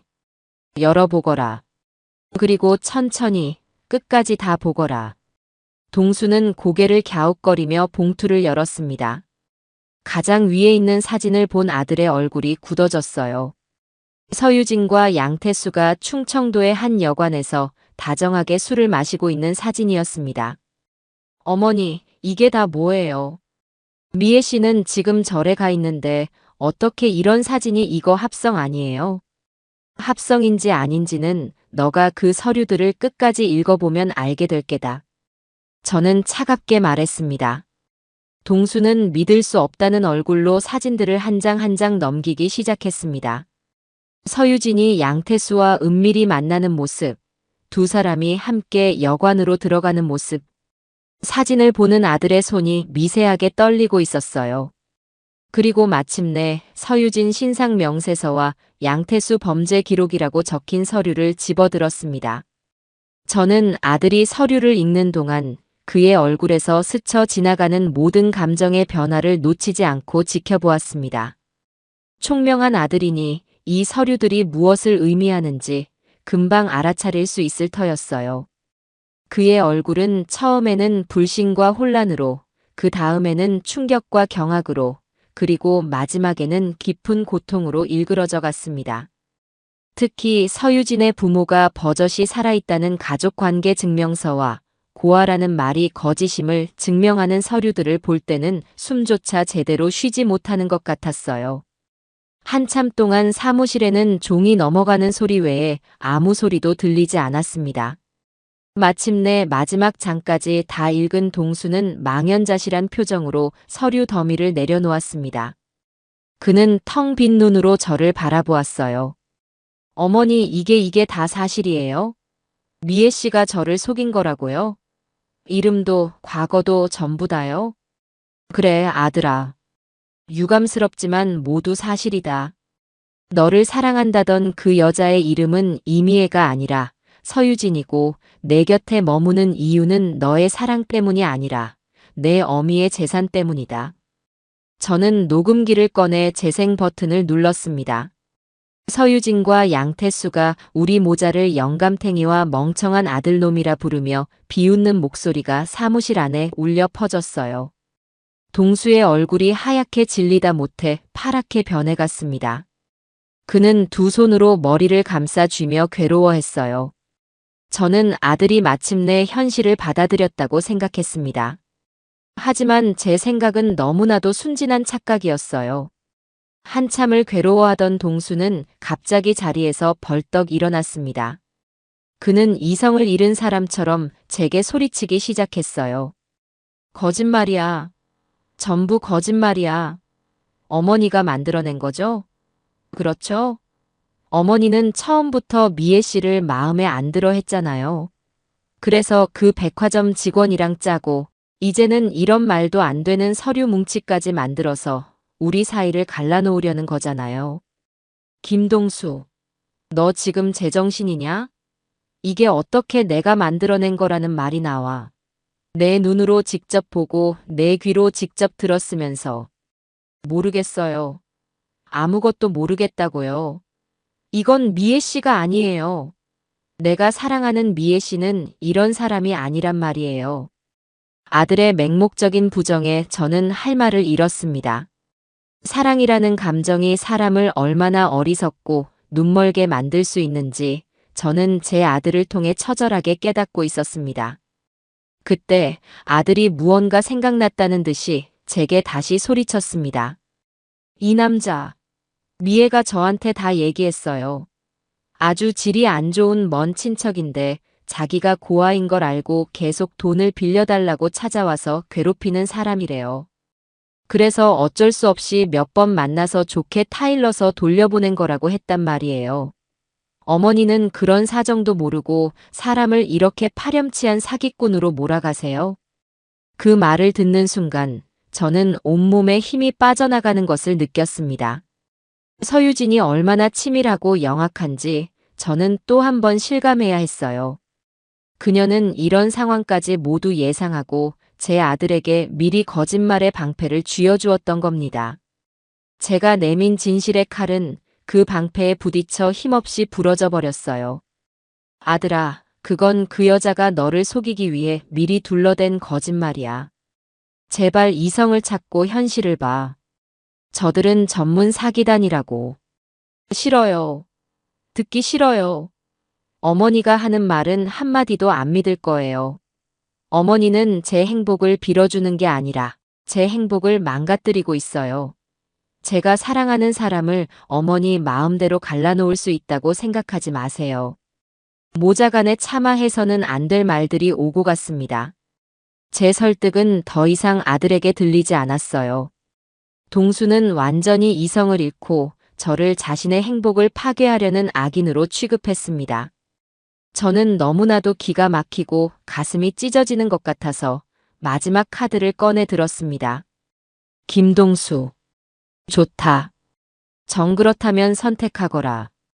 당장 그 여자와 헤어지든지 아니면 이 어미와 인연을 끊든지. 둘 중 하나만 선택해.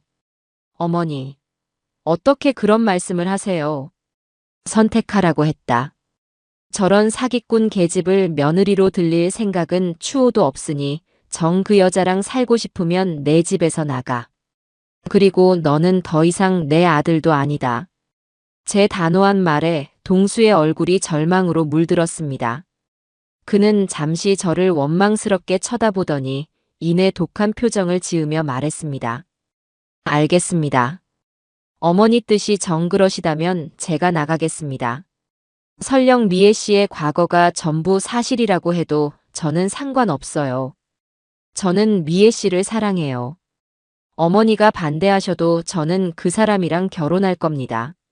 어머니야말로 제 인생에 더 이상 간섭하지 마세요.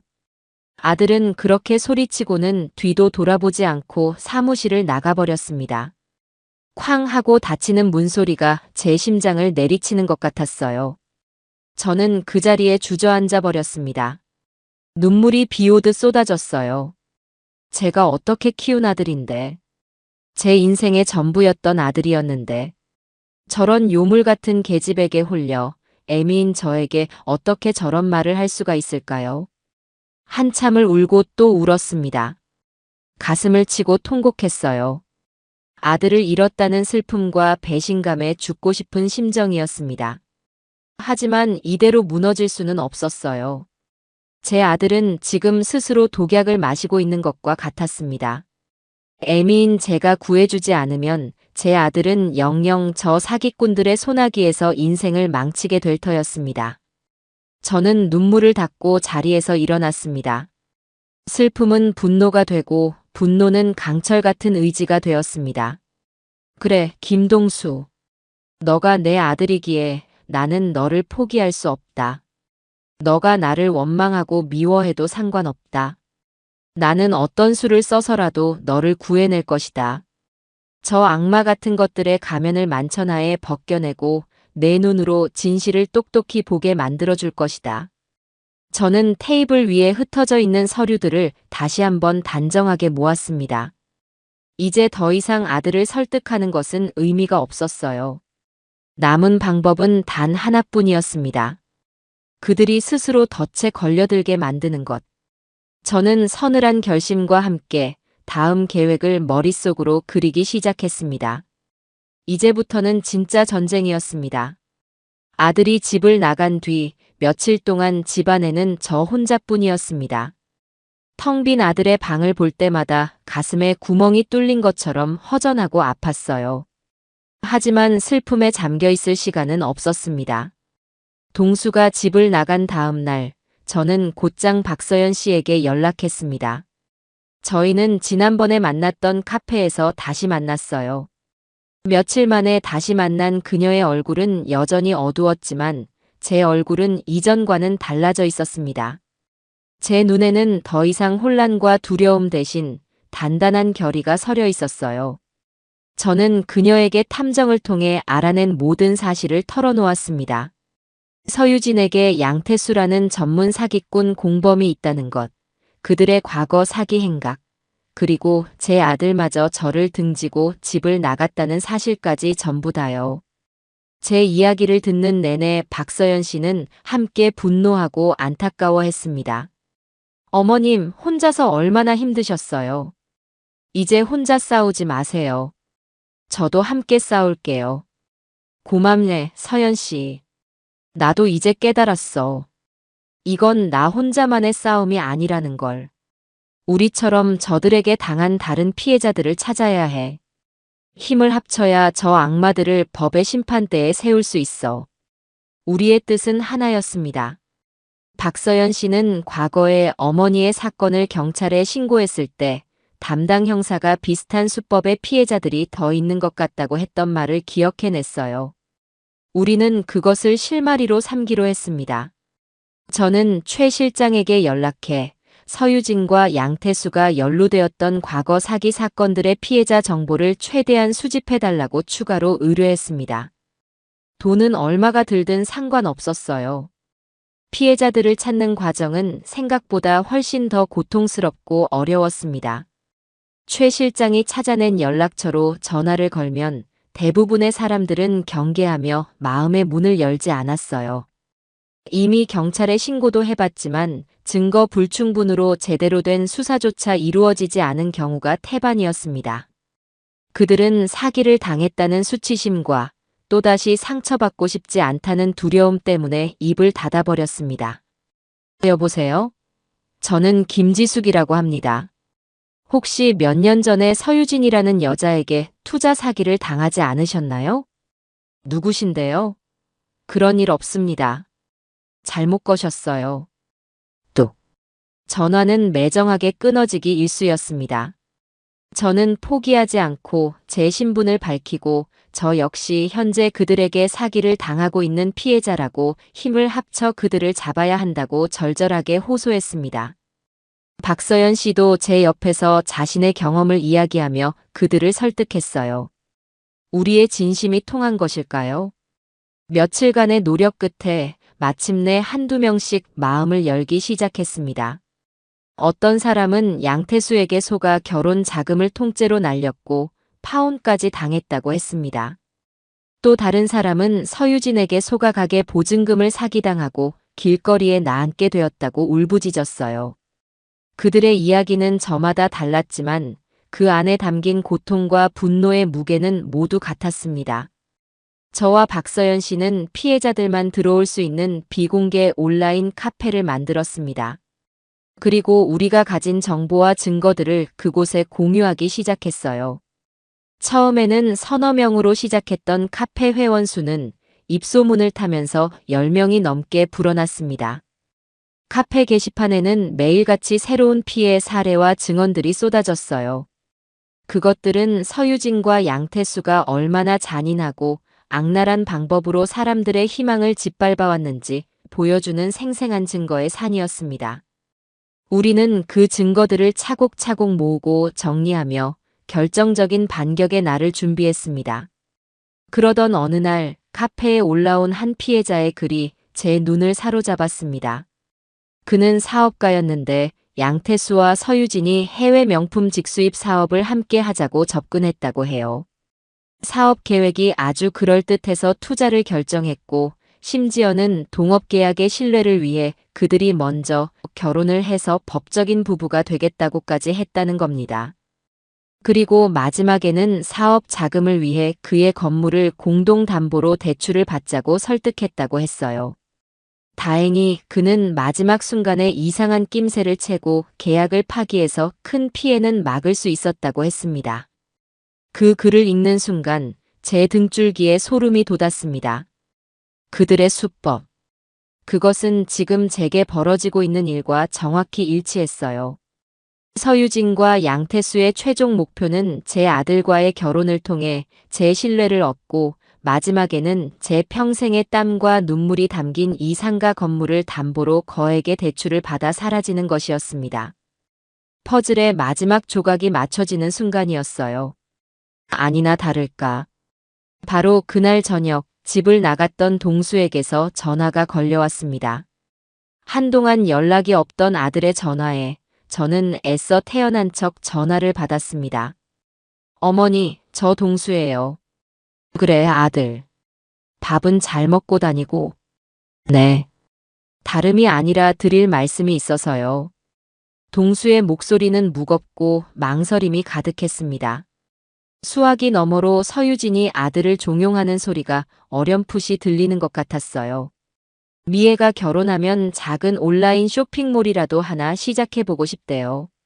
아주 괜찮은 사업 아이템이 있다고 그런데 저희 힘만으로는 초기 자본이 조금 부족해서요. 그래서 말인데 어머니 혹시 식당 건물을 담보로 사업 자금 대출을 조금만 받을 수 있게 도와주실 수 있을까요? 올 것이 왔구나. 저는 눈을 감았습니다. 제 아들은 지금 늑대의 입속으로 스스로 머리를 들이밀고 있었습니다. 하지만 저는 더 이상 절망하지 않았어요. 오히려 이것이 기회라고 생각했습니다. 그들이 파놓은 함정을 이제는 제가 역으로 이용할 차례였습니다. 저는 한참 동안 아무 말도 하지 않았습니다. 아들이 초조하게 저를 부르는 소리가 들려왔어요. 저는 최대한 상심하고 지친 목소리를 꾸며내며 입을 열었습니다. 그래, 아들. 너가 그 여자랑 결혼까지 하겠다는데 이 어미가 어떻게 끝까지 너를 외면하겠니? 내 행복을 위해서라면 뭔들 못해주겠어. 어머니. 그럼 생각할 시간을 좀 주렴. 긍정적으로 생각해 볼 테니 며칠만 시간을 다오. 제 대답에 동수의 목소리가 안도와 기쁨으로 밝아졌습니다.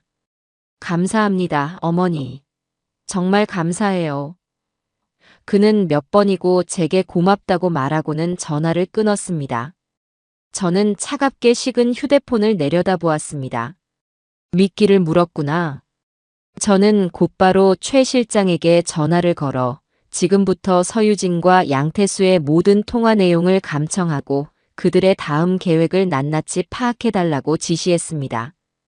그리고 피해자 연대 카페에 글을 올렸어요. 결전의 날이 머지 않았습니다. 모두 준비해 주십시오. 이제 이 지긋지긋한 연극을 끝낼 시간이었어요. 저는 텅 빈 식당을 둘러보았습니다. 이곳은 제 인생 그 자체였습니다. 저 악마들이 감히 이곳을 노리고 있다는 사실에 제 안의 분노가 활활 타올랐습니다. 좋아요. 너희들이 원하는 대로 이 건물을 담보로 계약식을 열어주마. 하지만 그 계약서에 서명하는 순간 너희들은 평생 빠져나올 수 없는 지옥의 구렁텅이에 빠지게 될 것이다. 저는 서늘하게 웃으며 내 인생을 건 마지막 판을 짜기 시작했습니다. 아들이 녀석의 전화를 받고 며칠 뒤 저는 마침내 결심을 굳혔다는 듯 동수에게 다시 전화를 걸었습니다. 수화기를 드는 손이 떨렸지만 제 목소리는 지독할 정도로 평온했어요. 이것은 제 인생을 건 연극의 마지막 막을 올리는 신호였습니다. 아들, 나다. 너가 말했던 것에 대해서 생각해봤다. 네, 어머니. 그래서 수화기 너머로 아들의 간절한 목소리가 들려왔습니다. 저는 길고 깊은 한숨을 내쉬는 연기를 했습니다. 패배한 어미, 자식 이기는 부모 없다는 것을 이제야 깨달은 늙은 어미의 목소리였습니다. 그래. 너가 그토록 원하는데 이 어미가 어떻게 끝까지 이기겠니? 너희 결혼 허락하마. 그리고 그 사업 자금이라는 것도 내가 도와주겠다. 어머니, 정말이세요? 정말이죠? 그래. 대신 조건이 있다. 이왕 이렇게 된 거 더 이상 흉하게 질질 끌지 말자. 나를 잡아서 정식으로 다 같이 밥 한 끼 먹자. 그 자리에서 도장도 찍고 깨끗하게 마무리하는 거다. 제안을 빙자한 함정이었습니다. 저는 일부러 이미애를 의식하며 말했어요. 양가 어른들도 다 뵙고 하면 좋겠지만. 아, 미애는 부모님이 안 계시니 그냥 우리끼리라도 조촐하게 하자꾸나. 제 말에 동수는 감격에 겨워 몇 번이고 감사하다고 말했습니다. 곧 전화를 바꿔받은 서유진의 목소리는 승리감에 도취되어 한껏 떨리고 있었어요. 어머님, 정말 감사해요. 어머님의 넓은 마음 평생 잊지 않을게요. 제가 동수 씨 행복하게 해주면서 평생 은혜 갚으며 살게요. 그래, 이제 너도 곧 내 딸이 될 테니. 앞으로는 우리 동수 속 썩이지 말고 둘이서 행복하게 잘 살아라. 저는 그 가증스러운 목소리를 들으며 치밀어 오르는 분노를 삼켰습니다. 전화를 끊자마자 저는 곧바로 피해자 연대 비공개 카페에 접속했어요. 그리고 디데이라는 제목으로 짧은 공지를 올렸습니다. 이번 주 토요일 저녁 7시. 장소는 제 식당입니다. 모두에게 마지막 연극의 배역을 부여하고자 하니 내일 저녁 8시에 긴급 회의를 시작하겠습니다. 다음 날 저녁 식당 영업이 끝나고 셔터를 내린 뒤 약속된 시간에 피해자들이 하나둘씩 모여들기 시작했습니다. 박서연 씨를 비롯해 결혼 자금을 사기당한 청년, 가게 보증금을 날린 아주머니, 저처럼 건물을 담보로 내놓을 뻔했던 사업가까지. 모두의 얼굴에는 비장함이 감돌았어요. 그들 앞에 최 실장과 제가 함께 섰습니다. 모두 와주셔서 감사합니다. 이제 곧 마지막 결전의 시간이 다가왔습니다. 저는 제가 세운 계획을 차근차근 설명하기 시작했습니다. 토요일 저녁 제 식당 가장 큰 별실에서 서유진과 제 아들 동수를 초대해 건물 담보대출 계약식을 열 것이라고 말했어요. 그들이 성공을 확신하고 계약서에 도장을 찍으려는 바로 그 순간 우리가 준비한 손님들이 차례로 등장하는 것이 계획의 핵심이었습니다. 제가 신호를 보내면 가장 먼저 박서연 씨가 문을 열고 들어와 주세요. 그리고 서유진에게 당신이 누구인지, 그녀가 당신의 어머니에게 무슨 짓을 했는지 담담하게 말해주세요. 박서연 씨는 주먹을 꽉 쥐며 고개를 끄덕였습니다. 그 다음은 두 번째, 세 번째 피해자분들께서 5분 간격으로 차례차례 입장해 주십시오. 각자 자신이 당한 피해 사실을 정확하게 육하원 측에 따라 증언해 주시면 됩니다. 중요한 것은 감정적으로 울부짖거나 욕설을 해서는 안 된다는 겁니다. 우리는 피해자이지만 동시에 재판의 증인입니다. 최대한 차분하고 냉철하게 팩트만을 전달해야 합니다. 모두가 숨을 죽이고 제 말을 경청했습니다. 분위기는 마치 중요한 작전을 앞둔 군인들처럼 엄숙했어요. 모든 증언이 끝나면 최 실장님께서 모든 증거가 담긴 영상을 재생해 주실 겁니다. 그리고 제가 마지막 신호를 보내면 밖에서 대기하고 있던 경찰이 현장을 급습할 겁니다. 최 실장은 고개를 끄덕이며 말했습니다. 경찰 쪽과는 이야기가 끝났습니다. 저희가 모은 증거가 워낙 명백해서 현장에서 바로 긴급 체포가 가능하도록 협조를 받았습니다. 양태수는 그 시간 계약이 성사되었다는 연락을 기다리며 식당 근처 차 안에서 대기하고 있을 겁니다. 그 역시 동시에 체포될 예정입니다. 모든 계획의 설명이 끝났을 때 저는 마지막으로 한 가지를 더 추가했습니다. 이것은 그들에게 법의 심판을 내리는 것과는 별개로 서유진이라는 한 인간에게 가장 큰 수치심을 안겨줄 저만의 비장의 카드였어요. 최 실장님, 마지막으로 부탁드릴 것이 하나 더 있습니다. 서유진의 진짜 부모님을 찾아주십시오. 그리고 토요일 당일 약속된 시간에 이 식당 근처로 모셔와 주십시오. 제 말에 모두의 얼굴에 놀란 표정이 스쳤습니다. 최 실장은 조금 난감한 얼굴로 말했어요. 사모님, 그분들은 딸이 이런 짓을 하고 다니는 줄도 모를 텐데 너무 가혹하지 않겠습니까? 설득하기도 쉽지 않을 거고요. 가혹해야지요. 자기 자식이 괴물이 되어 다른 사람들의 인생을 망가뜨리고 있는데 부모로서 그 죄를 직접 목도하게 만들어야 합니다. 그것이 제가 그 여자에게 내리는 가장 큰 형벌입니다. 설득은 제가 직접 하겠습니다. 연락처만 알아봐 주세요. 제 단호한 의지에 최 실장은 더 이상 반대하지 않고 알겠다고 대답했습니다. 그렇게 우리의 마지막 작전 계획은 완성되었습니다. 남은 며칠 동안 우리는 각자의 역할을 수십 번씩 연습하며 결전의 날을 준비했어요. 마침내 약속의 토요일이 되었습니다. 저는 아침부터 식당을 대청소하고 계약식이 열릴 별실을 꾸몄습니다. 마치 정말 잔치를 준비하는 사람처럼요. 상다리가 휘어지게 최고급 음식들을 차리고 테이블 위에는 값비싼 꽃으로 장식까지 했습니다. 완벽한 축제의 무대였지만 사실은 2명의 사기꾼을 위한 단두대였어요. 저녁 6시 50분. 약속된 시간이 다가오자 제 심장이 미친 듯이 뛰기 시작했습니다. 저는 화장실에 들어가 찬물로 세수를 하며 마음을 다잡았습니다. 김지숙, 정신 차려. 오늘 너가 무너지면 모든 것이 끝장이야. 거울 속에 제 얼굴은 창백했지만 눈빛만은 형형하게 타오르고 있었어요. 정확히 저녁 7시. 식당 문이 열리고 동수와 서유진이 들어섰습니다. 서유진은 제가 지금껏 본 모습 중에 가장 화려하고 아름다웠어요. 값비싼 실크 원피스에 보석으로 치장한 모습이 마치 전쟁에서 승리한 여왕 같았습니다. 그녀의 얼굴에는 의기양양한 미소와 감출 수 없는 탐욕이 번들거리고 있었어요. 동수는 그런 그녀의 옆에서 마침내 어머니의 허락을 받았다는 안도감과 행복감에 젖어 있었습니다.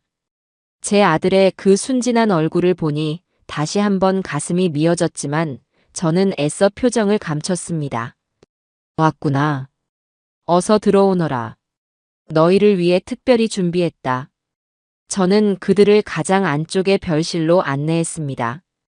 화려하게 차려진 상을 본 두 사람의 눈이 휘둥그레졌어요. 서유진은 감탄사를 연발하며 제게 아양을 떨었습니다. 어머님, 세상에.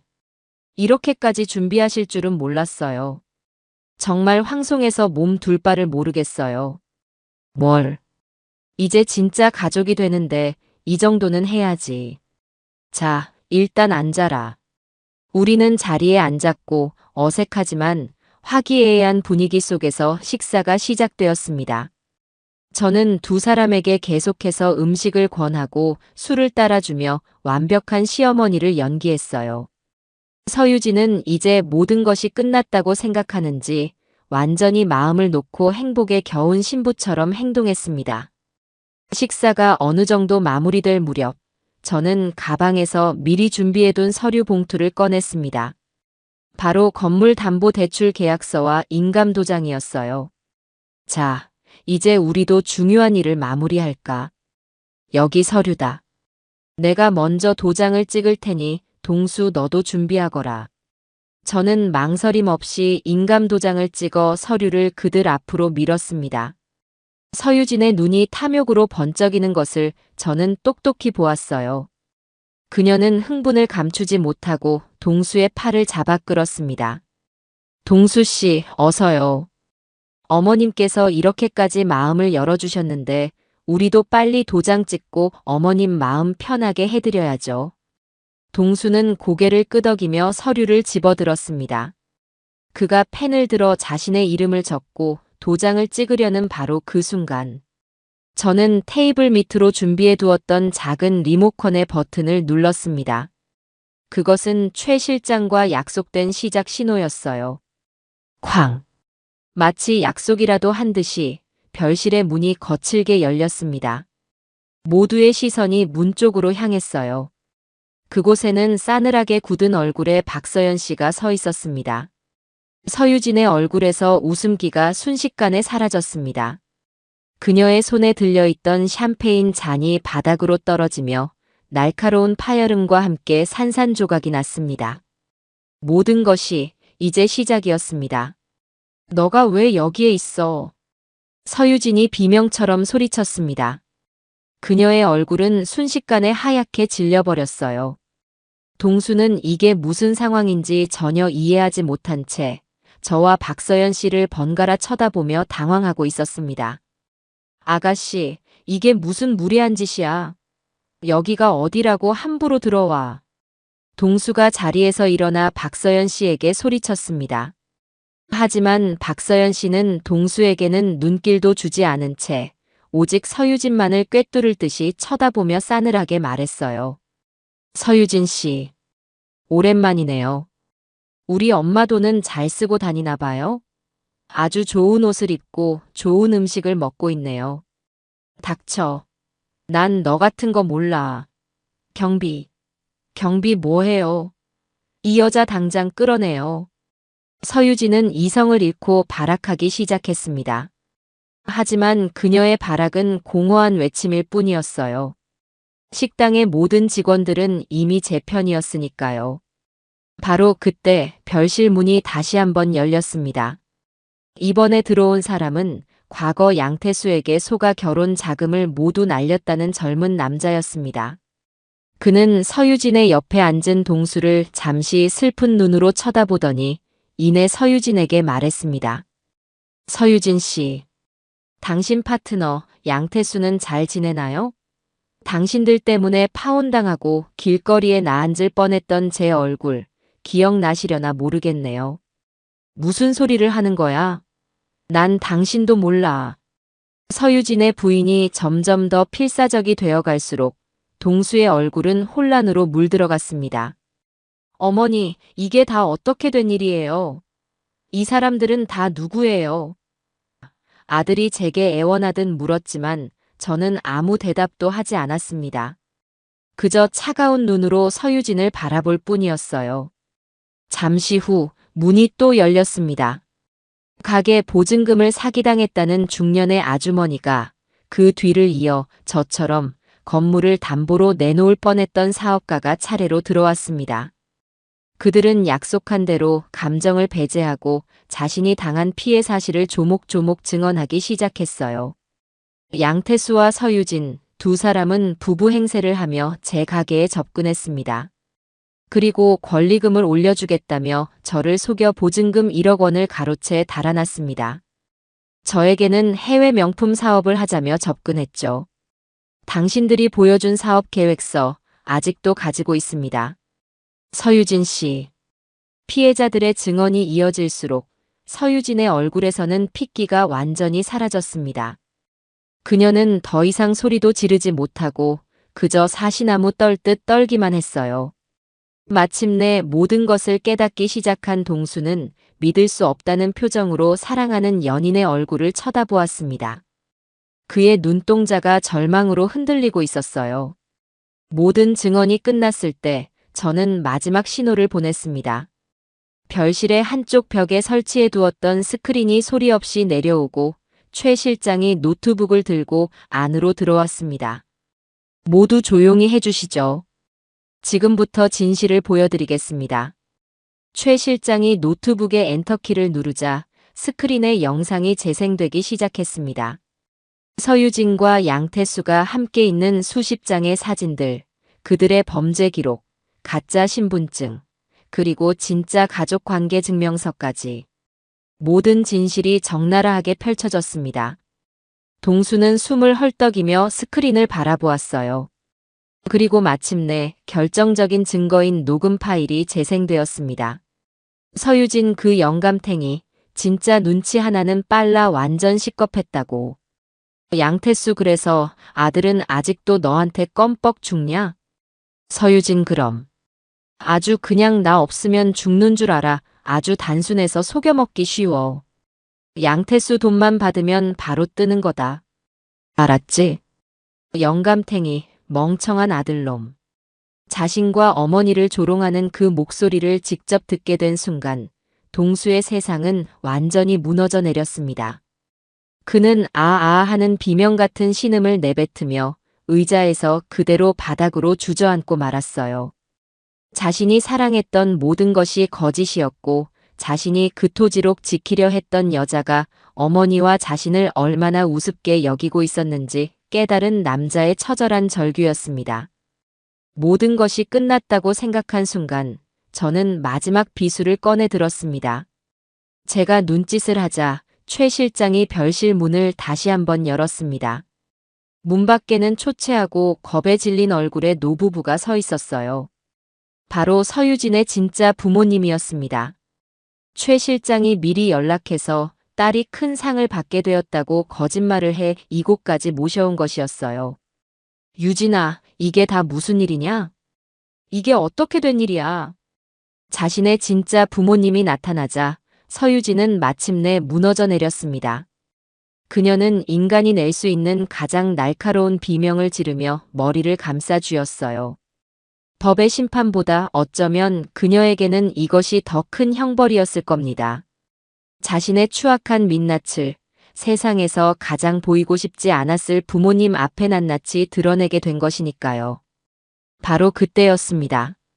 제가 마지막 신호를 보내자 별실 문이 활짝 열리며 건장한 체격의 형사들이 들이닥쳤습니다.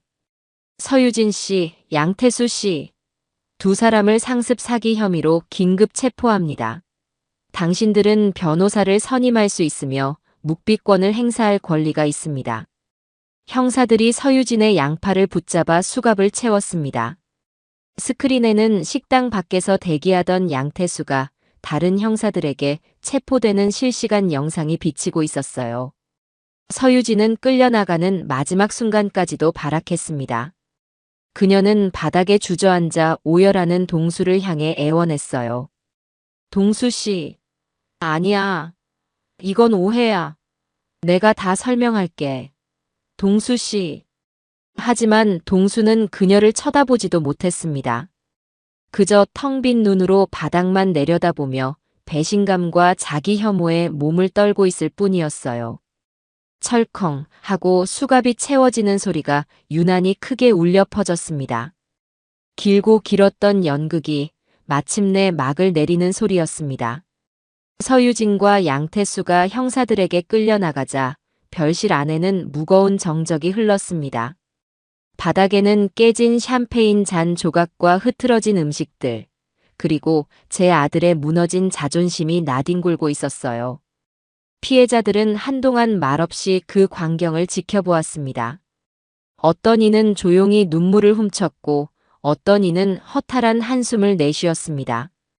길고 길었던 악몽이 끝났다는 안도감과 그동안 겪었던 고통의 시간이 한꺼번에 몰려오는 듯했어요. 가장 먼저 침묵을 깬 것은 박서연 씨였습니다. 그녀는 제게 다가와 제 손을 꼭 잡았어요. 어머님, 정말 감사합니다. 어머님이 아니었으면 저희는 평생 억울함을 풀지 못하고 살았을 거예요. 그녀의 말에 다른 피해자들도 하나둘씩 제게 다가와 고맙다는 인사를 건넸습니다. 정말 고맙습니다, 사모님. 이 은혜를 어떻게 갚아야 할지 모르겠습니다.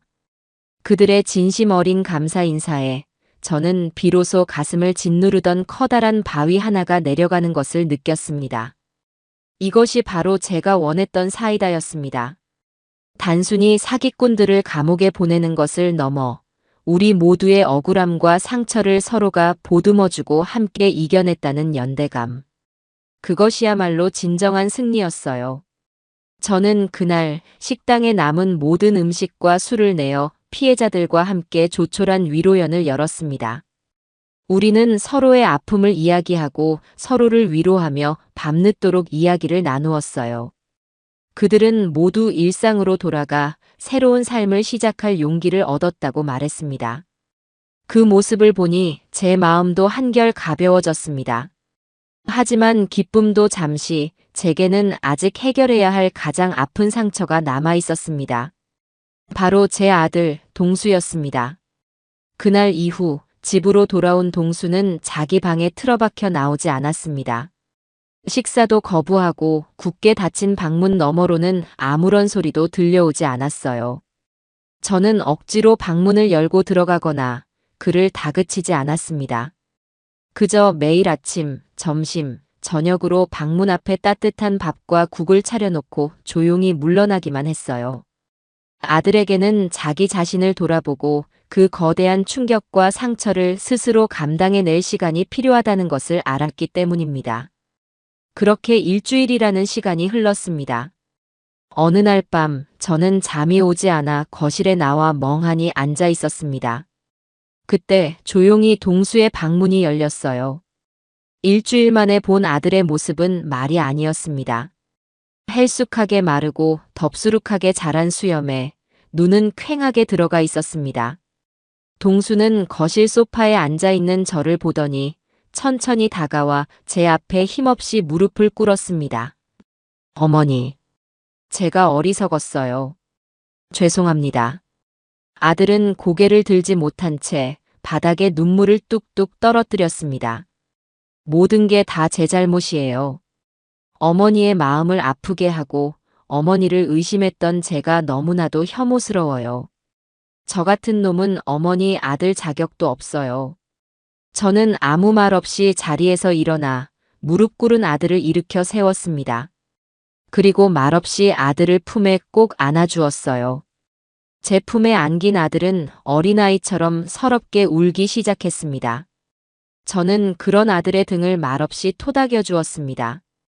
원망의 말도 위로의 말도 필요 없었어요.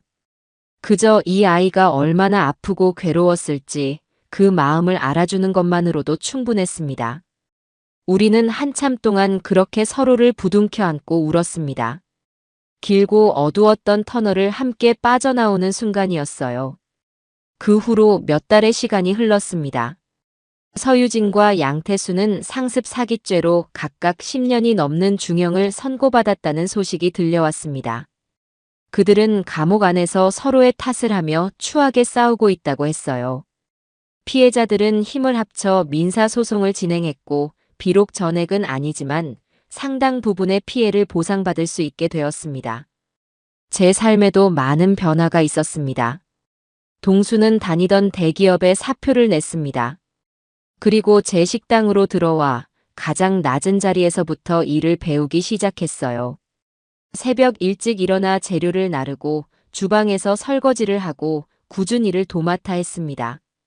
예전에 순진하고 세상을 몰랐던 청년의 모습은 온데간데 없고 말수는 적지만 훨씬 더 깊고 단단한 눈빛을 가진 남자가 되어 있었어요.